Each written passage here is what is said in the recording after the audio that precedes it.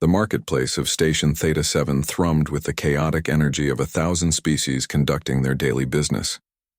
Holographic advertisements flickered in languages both ancient and modern, while the air recyclers struggled to manage the mingled scents of exotic foods and alien biology.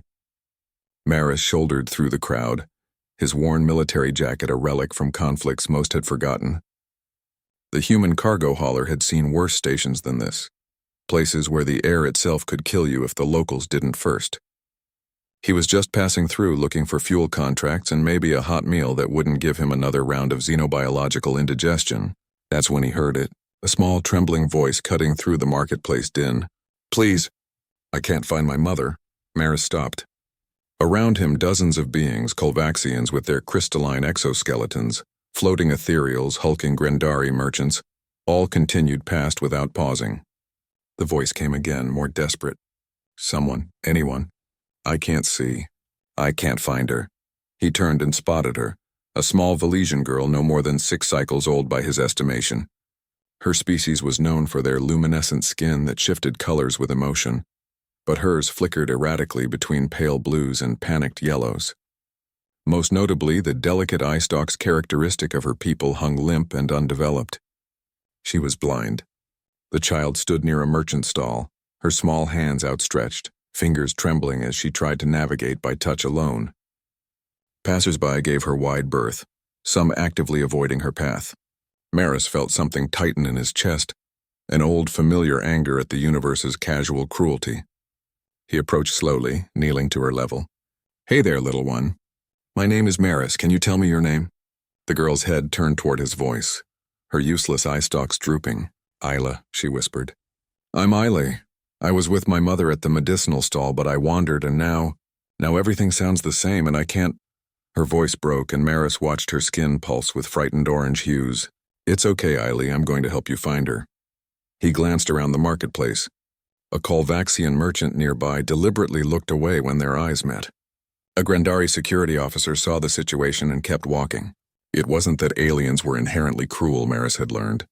Many species simply operated on different social frameworks. The Kolvaxians believed in non-interference with natural selection. The Grendari considered kin responsibility absolute. If the child was lost, it was the parent's failure, not the community's problem. The ethereals existed on such a different temporal perception that they might not even register the urgency. But humans? Humans had a strange defect in their evolutionary programming. They helped, even when it was inconvenient, even when it made no logical sense. "Isla, I'm going to pick you up, okay? I'll be your eyes." Maris gently lifted the small alien. She weighed almost nothing, her body adapted for a lower gravity world. "You're warm," Isla said, surprised. "And you smell like rust and something sweet." "That's called coffee," Maris said with a slight smile. "Human thing. Now, can you remember anything about where you were? Any sounds or smells?" Isla's skin flickered thoughtfully. There were chimes, musical chimes, and something that smelled like harava root. Maris began moving through the crowd with purpose. "Hold on tight, kid." He navigated the chaotic marketplace, his soldiers' training kicking in. Pattern recognition, environmental assessment. He filtered through the sensory chaos, listening for chimes, sniffing for the distinctive smell of harava root, a Valesian medicinal herb. "Why are you helping me?" Isla asked suddenly. "The others? They couldn't see me.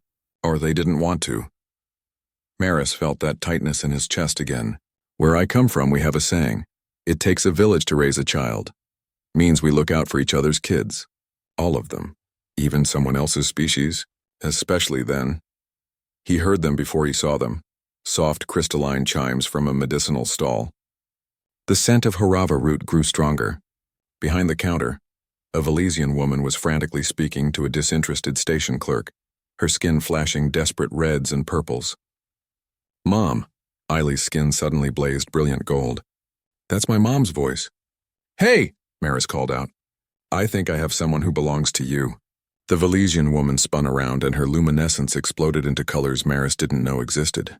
She rushed forward, taking Isla from his arms, tears streaming down her face, a remarkably human gesture, he noted. "Oh, my little light. I thought... She held her daughter close, then looked up at Maris with eyes full of gratitude. "You're human." It wasn't a question. "How did you know?" Maris asked. "Because only a human would stop," she said simply. "The other species have their logics, their frameworks, their reasons. But humans," she smiled through her tears, "humans have something else. Something we've studied but never quite understood. Empathy that crosses every boundary." Maris shrugged, embarrassed. Just seemed like the right thing to do. The Valesian mother reached out and touched his hand. "In my culture, you've just created a life debt. If you ever need anything at all, you need only ask." "Not necessary, ma'am, just maybe keep a closer eye on her." He ruffled Eileen's hair-equivalent appendage gently. As he turned to leave, Eileen called out, "Maris! Will I see you again?"